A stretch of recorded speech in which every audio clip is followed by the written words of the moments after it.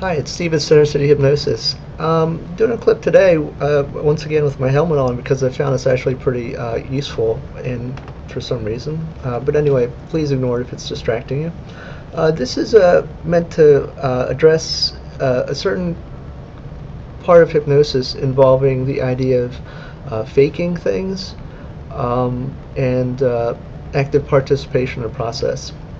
Now, the thing about hypnosis is that I want to get this clear that there is a type of induction, which is a method of getting into hypnosis, that can actually be very useful, and that's a method of pretending or acting as if you're getting hypnotized. And for some people, that actually proves that can be a useful way of actually getting into hypnosis, because if people pretend or act as if they're getting hypnotized, that can actually cause it to happen.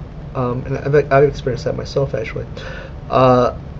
But this is a different topic. This is the kind of faking where people are pretending to go along with things in their mind just to go along with the process, but not actually actively participating in their mind.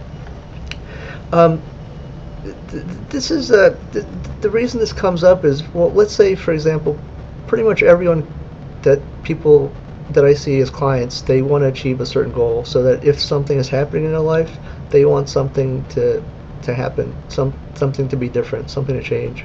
That can be represented pretty simply, like by this little rule: if something happens in life, or I'm in a certain situation, then Y and Z. So it's very important that when people come in, they have kind of a clear picture of actually what their goal is, because otherwise it's kind of sometimes people just have a kind of really vague goal, like well, they want to be happy, or they want to be confident, or something like that. But that's really very vague, and just like, the idea of, well, I want to be healthier or eat healthy, it doesn't really mean anything. It's vague enough to cause problems, because you can always fool yourself very easily by pretending that something is healthy or unhealthy, that kind of thing. It depends on moods and that sort of stuff. So it's really best to have a clear picture about, if something happens, what do you want to happen, or what do you want to do, or how do you want to behave, or what actions do you want to take. That's really the best way to do it. Now, the problem is, if someone comes in and we are trying to figure out what they want, and then we ask them, okay, if, let's say, for example, if you're speaking, or you went to a room full of people, and nowadays you feel kind of nervous, all eyes on you, what do you want to happen instead? And they say, I don't know.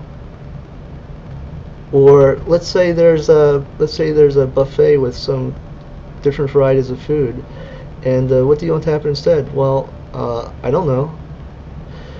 That is kind of an indication that, well, it's so vague in their mind that just general idea of being confident, or making a healthy choice, that it's not really gonna.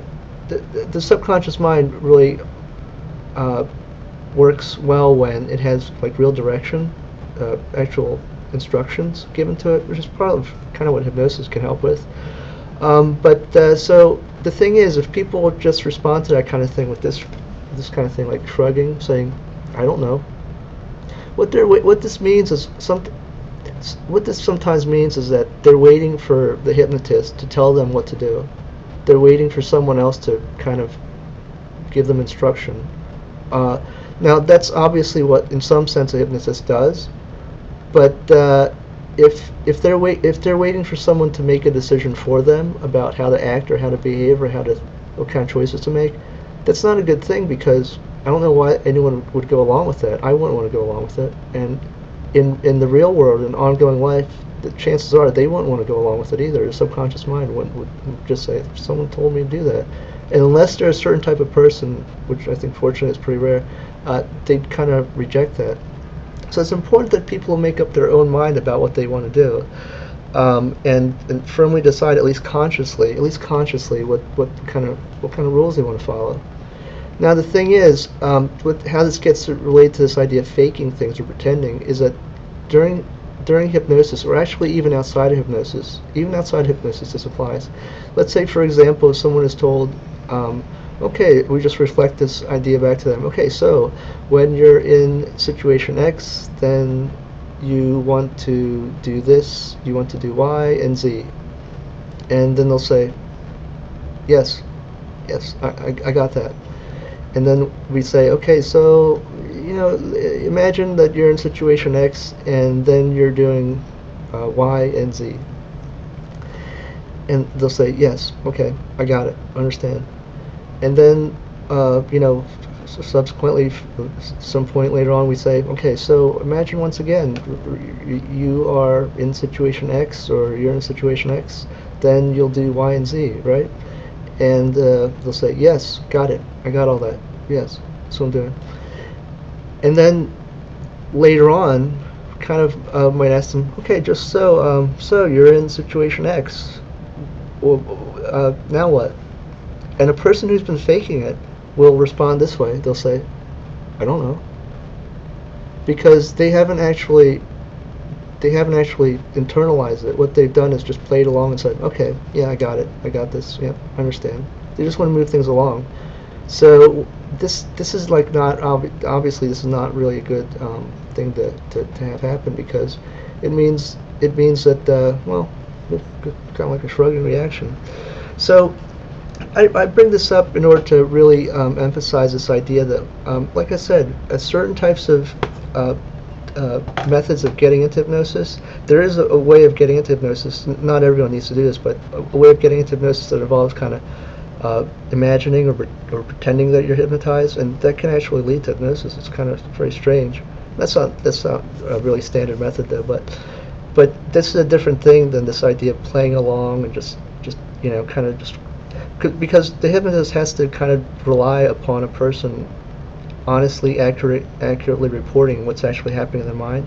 And if a person is kind of, for some reason, just kind of, yeah, I get it, that type of thing, sometimes the hypnotist can detect that, but sometimes it's not so obvious.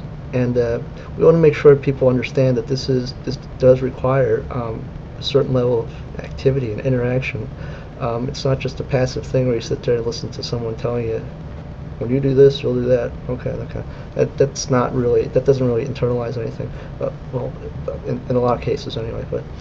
But anyway, I hope this was useful to you and helps whoever you're doing hypnosis with. If you do hypnosis in the future, that it helps smooth the process along, that kind of thing. All right. Thanks. Bye.